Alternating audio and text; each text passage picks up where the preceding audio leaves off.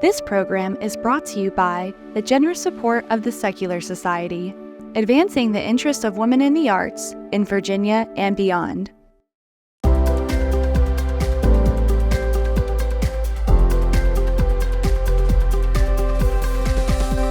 Hi, I'm Rose Martin, and this is Real Life with Susan Harf, our very favorite life coach. And like you, I can't wait to hear what's on her mind today. Hi, Susan. Hi, Rose. I'm so happy to see you, and I'm thrilled that you decided to join in today as well. Today we're talking about, have you ever told a big lie? You know, How about that? This is good. I can't remember the lie, but I can tell you I remember the taste of Ivory soap. And I called my mom, and I was like, you know I was little.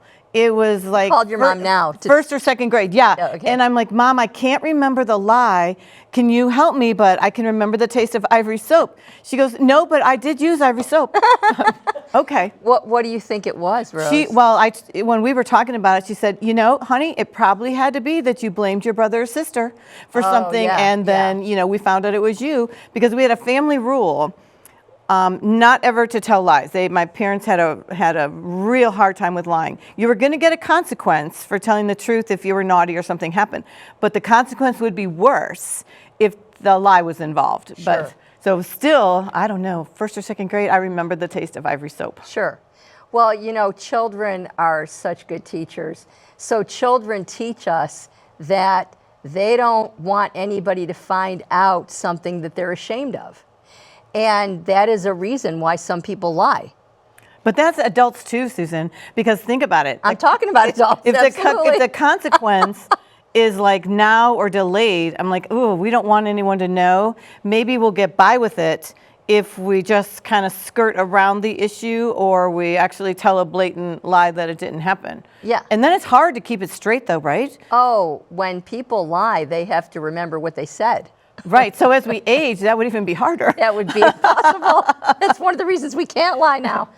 I want to start out by talking about the opposite of lying, because the opposite of lying is telling the truth. And telling the truth and being transparent with people is what makes us close to people, because you learn to trust people when they tell you what they believe. And further, you trust them even more when they give you their truth. And that can be hard to hear, but boy, I totally agree with you, because I would respect and want to know so much not having just yes people around me. And I think family members, siblings, and spouses are just so good at that. If we have people in our lives, it might be hard to hear it. Yeah. And you're like, ouch. But then when you have a chance to reflect, you're like, okay, you're right. And I do appreciate it. But could you think about an easier way to tell me next time? Well, I think that people let us know if they really want to hear the truth, because usually if they don't ask. That's like that movie, remember? You don't want to know the truth. There's some famous movie. Yeah. But do you really think that people don't want to know the truth, or that they're so comfortable in lying they hope we don't recognize that maybe it's a lie, and we just think that the things that they're constantly telling us are truth? I think that the people who don't ask the question of us about something don't want to know the answer. So, for instance, I had a client whose husband was cheating, and her friend told her that the husband was cheating, and she was angry at the friend. And when we talked about that, what we realized was she knew, but she wanted to act like she was in denial. She was in denial. So how do you feel about that, telling other people truths that you're not directly involved in, but you feel morally obligated for some reason to tell them something? Should we do that or not? I think that's such a great question, and I think you'd get different answers from different people. My answer is no, you shouldn't tell them, and that is not, to me, that is not telling the truth. Because instead, that in my mind is inserting yourself in a situation that you're not in. So when we feel a need to tell people our truth when they have not asked us, it usually does not go well, which is not the reason I'm telling you not to do it. But it doesn't go well because they don't want your opinion. They're not asking for your opinion. They may be in denial, they may not know, they may not want to know. There may be a whole host of reasons, one of which might be they don't want you to know. So when we insert ourselves in situations that we don't belong and that we're not already in organically, I don't think that's called telling the truth. I think that's called meddling. So getting back to telling the truth, when we let people know what we think, in general, not inserting ourselves into a scenario that we're not in, but in our relationships, when we tell the truth, when we tell people what we think, when we say how we feel, it allows people to feel closer to us and trust us because they're getting to know who we really are. And when you think about the people that you're closest to, those are the people you trust. And why do you trust them? Because you know them. And why do you know them? Because they've told you their truth. So all of that kind of goes hand in hand. Now, when we talk about lying, people say to me, well, what about if it's like a little white lie? Like, stages of lies. Are there? Is there? There's such thing? stages of lies, yeah. Okay. So let's talk about them. So a little white lie. Okay, so that's a lie that could be not at all harmful. So for instance, when I say to my husband, how do I look in the back? How do I look in the rear? And he says to me, great. he might be telling a little white lie. Yeah. Okay, he just might be. Now, if I'm asking him, I really want the truth. So I want to know the real answer. So he could say, make sure you're always standing against the wall. I don't want to have to back out of a room. I don't want to have to back out of a room, and I don't want to stand up against the wall. So if I say, how do I look in the rear in these pants? I want the answer. Right. Okay. Now, if he tells me a little white lie, that's not appropriate. I don't want to hear it. But sometimes people tell a little white lie because they're afraid of hurting the person.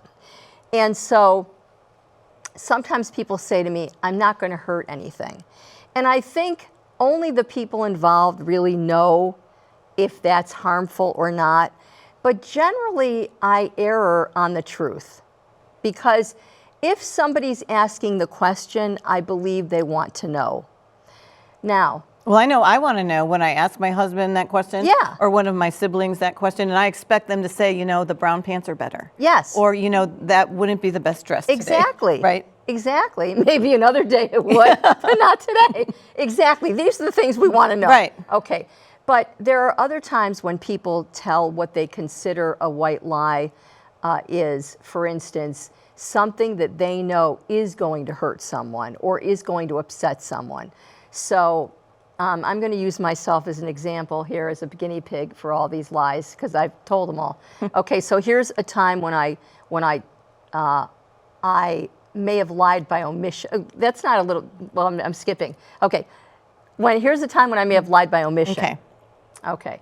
So have you ever done this? Have you ever brought home a pair of shoes and just didn't mention that you brought them home? Of course I have, Susan. Okay. And I go ahead and get him in and put him on the rack. And your husband doesn't watch his show, so that... Yeah, no, he does watch his show. And he'll be like, how about those? So now what he does is if I wear a pair out, he's like, oh, I haven't seen those before. No. Are those new? And I'm like, well, no, they were on the shelf. Yeah, they were on the shelf. Yeah, I've had them in the box. I didn't buy them today. It might have been 3 months ago, but I haven't worn them yet. So he said, did you buy those? And the answer was no. The answer was no, I didn't buy them today. So there's two lies. Yeah. Those are two lies. Got it. I'm not doing very well. Okay, so here's the thing. You lied because you didn't tell him that you bought the shoes, and that was lying by omission. And then you told a little white lie when you said, you misconstrued the question. No, but that was the truth. By answering. It wasn't today. It was the truth. I didn't buy it today. Yeah. But he didn't really say, did you buy it today? He said, are those new? Are those new? No, they're not new. You bought them 3 months ago. Right. I'm totally with you. I'm totally with you. And I want to tell you, I worked with another anchor in another city who I was talking about the same issue with. And we were talking about, have you ever brought home clothes in a cleaner's bag? And I said, we were talking about, do you ever lie to your husband? And I said, I came on the air and I said, this is going to be a very quick show, because the answer is no, you never lie to your husband. And my anchor, who also, like you, I loved, was a friend of mine, and she says to me, so you've never brought anything home in a cleaner's bag? And I said, I don't like. We got good ratings. Yeah. We got very good ratings that day. Okay, so that's lying by omission, and we call it little white lies. Okay, but when it extends to, like, for instance, did you buy it that day? No, you didn't. So you're kind of telling the truth. I'm totally with you there. But these are white lies that we don't think is hurting anyone. But now I am going to talk about a white lie that I said that was more serious. Okay, so someone was telling me about a serious situation that they had medically. And I was telling the truth up until a point. So they said, here's what the situation is. And I knew someone who had that same exact situation. And she did very well. So this was an operation that my friend had. So the person says to me, my husband has had this operation. And I said, my friend did too. She did extremely well. And she said, is she still doing well? And I said, yes. Now, I did not want to get into the fact that my friend had the operation like 30 years ago, and she did well for 30 years. And when she passed away, it wasn't because of that. It had nothing to do with that problem that she had 30 years ago. So I lied. I said yes, because my friend was asking the question, is she still doing well? Meaning, can I hope that my husband is going to continue to do well with this operation? I believe absolutely he will. And I told the truth up until that last statement. Do you regret the way you handled it? No, I don't. But I did tell a lie. I said she's still doing well. She's not doing well. She passed away, but she didn't pass away from that disease. And you know, for having had that operation. So that's interesting, because finding a way around a situation that maybe wanted to give her hope, but what would have happened if you would have said, just like the story you said, you know, well, now we hope she's in a much better place, but the operation went really well for 30 years. So even though she's not with us anymore, I have every confidence that your husband will have the 30 years just like she did. And I could have done that. I didn't do it, Rose. Oh. So we always have a couple of options that we can do it, but absolutely, in the moment, sometimes we just want to make the other person feel secure and hopeful. And that's all I wanted to do. And my friend was in a very, very tenuous kind of position. She was feeling very vulnerable. Now, these are fragile moments. And she was very fragile. And the fact is that the operation was a success. She wanted to hear about somebody else's whose was.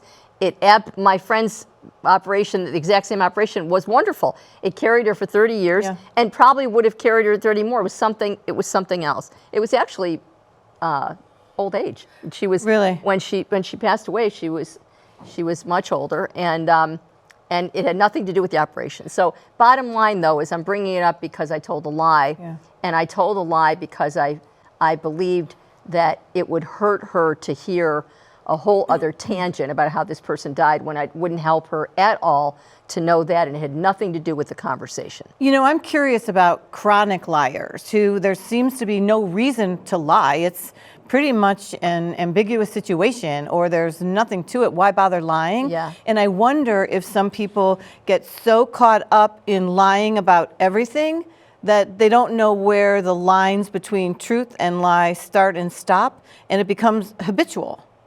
Is that such a thing? Okay. Yes. And I was going to get to that at the end, but we can talk about it now. The fact is there's a continuum that we're talking about. And that is another end of the continuum. People who habitually lie, lying is part of their personality. Lying is what they do to get through life. There are many reasons for that. There are all kinds of explanations for why people do that. But they need therapy. They need help. They need to change that, because living a lie can create just tremendous anxiety. It can create a multitude of problems in your life. I've known people who have lied on resumes. The most extreme version of that was a client that I had, and it wasn't the client who did this, it was her brother. The client's brother lied on a resume something that was unbelievable. He said he was a doctor, and he wasn't. This guy said he was a surgeon, and he wasn't. And he operated, and somebody died. Do you believe this story? It's No. true. It's unbelievable. It was the brother of a client of mine. He went to prison. What he did do was he was in the Army. He was an assistant. I don't know what he was called, I don't think he was a nurse, but he was an assistant to a surgeon in the Army and spent years watching this surgery. So thought he knew enough to could get by. Thought he knew enough to get by. That's so but dangerous. lied on the resume.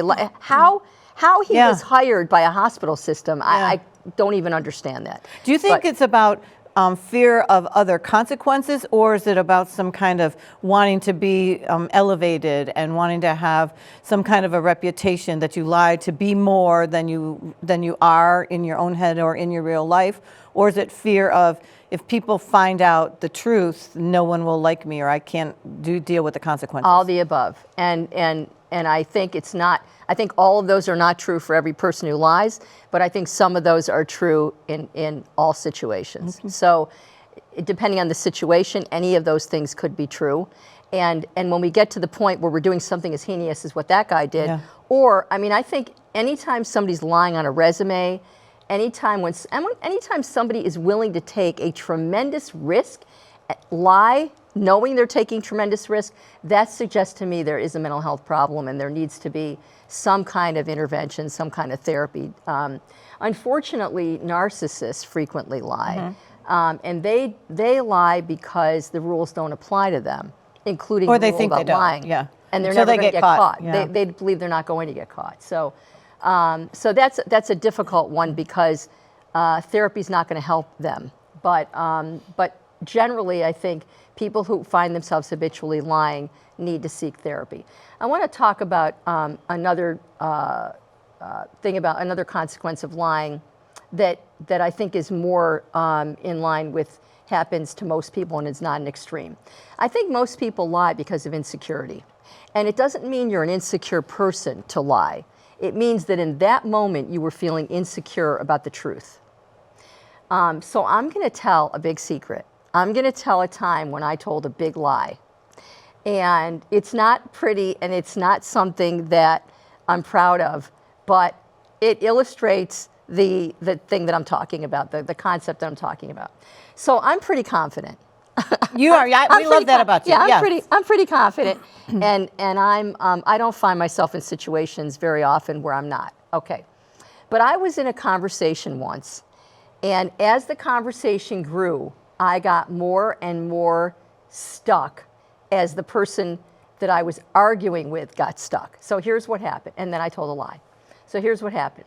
So I was with a group of women, and we were in Chautauqua. And Chautauqua is a cultural arts institute, and lots of famous people come there to speak.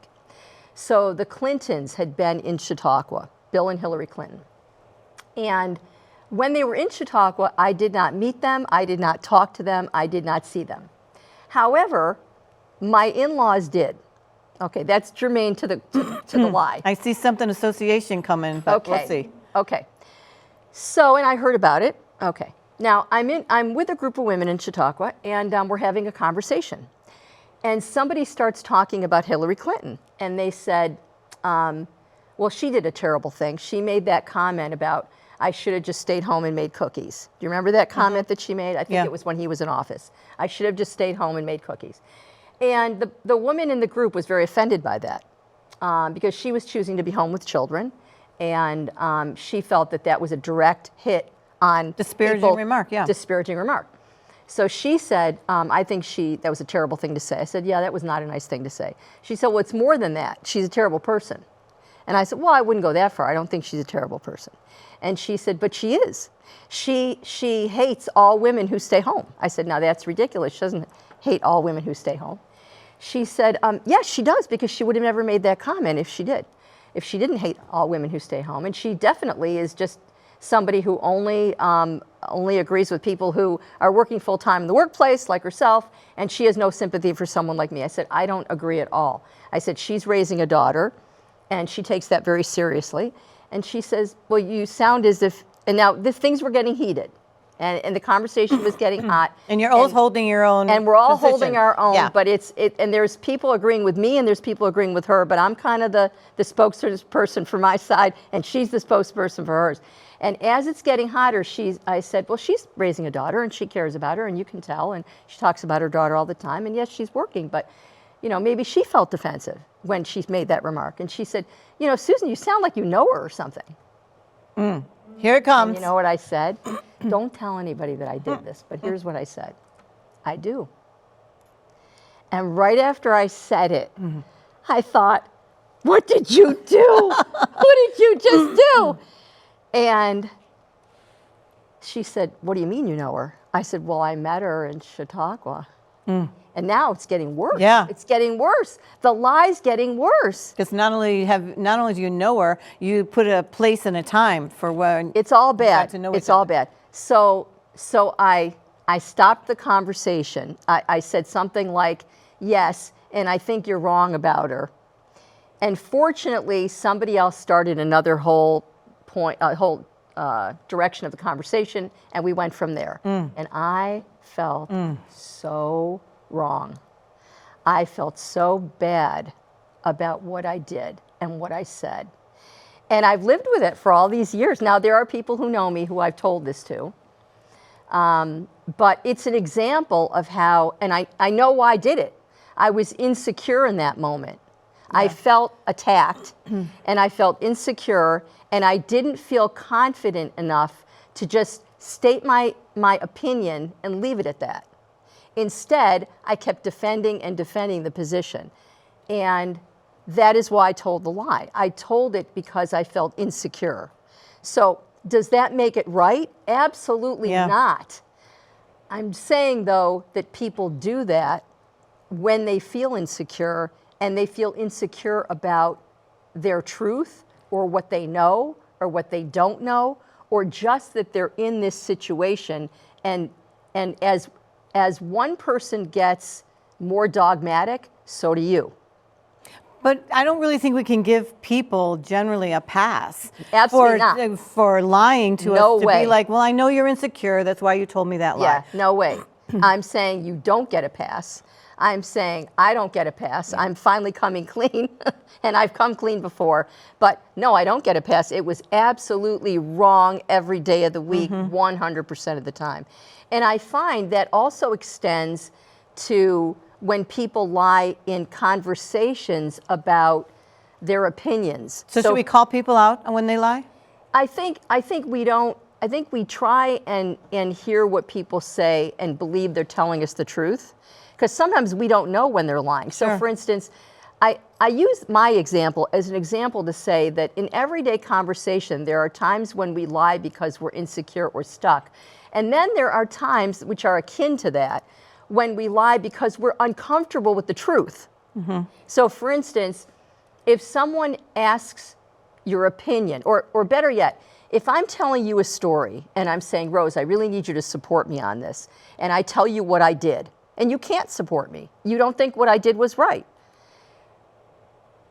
You, instead of saying which is what some people do, and this is a lie, you're fine, you didn't mean anything by it, you shouldn't have done that behavior, or whatever it was.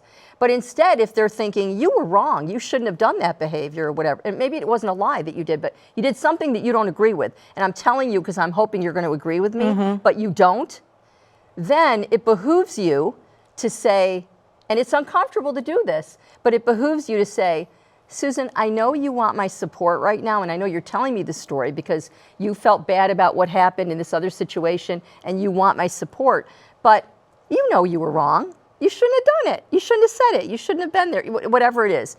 And that is your job. But you know, I think it's so hard sometimes to, especially with people who are chronic liars, you almost think whatever comes out of their mouth is an untruth.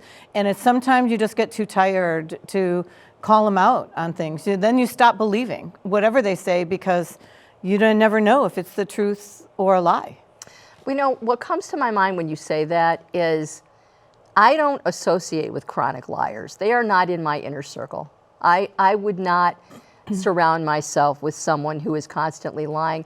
And if it was someone that I had no choice about being with, like a colleague, even then, I've been fortunate enough that I have not had close colleagues who are habitual liars. If I was in that situation where I didn't have a choice about being with that person and they were lying, I would call them out. I absolutely would call them. I wouldn't it's easier. People say to me, I just took the easy way out. It's easier for me to not start something. So how do people who find themselves in a pattern of lying, how do people break that pattern? If you are an habitual liar, is what you're saying? Or you find yourself going the easy route to tell a lie instead of telling the truth because it's uncomfortable or because you fear the consequence or any of the other reasons you've said. So if you go the easy, those are two different answers. If you go the easy route because you're uncomfortable, you need to know that the person will respect you more if you don't have to be uncomfortable about that, because what you're uncomfortable about is hurting the person's feelings or saying something that is difficult to say. They will respect you more if you are honest with them. Now, the habitual liar, if you find yourself in those shoes, you need to call a coach or a therapist, because you're habitually lying because you don't like yourself, you don't want to know the truth about yourself, you don't want to share the truth about yourself or your opinions, and that's something that you need to investigate because it's hurting you and your life. And we want everyone to be happy with themselves, to get along with others, and to keep lying out of their vocabulary. Absolutely. Susan, it's been wonderful. Thank you so much. We hope that all of you realize what Susan's given us tips for today and enjoy telling the truth to yourself and to others. Thanks for joining us. I'm Rose Martin. Thanks for watching, and we'll see you next time.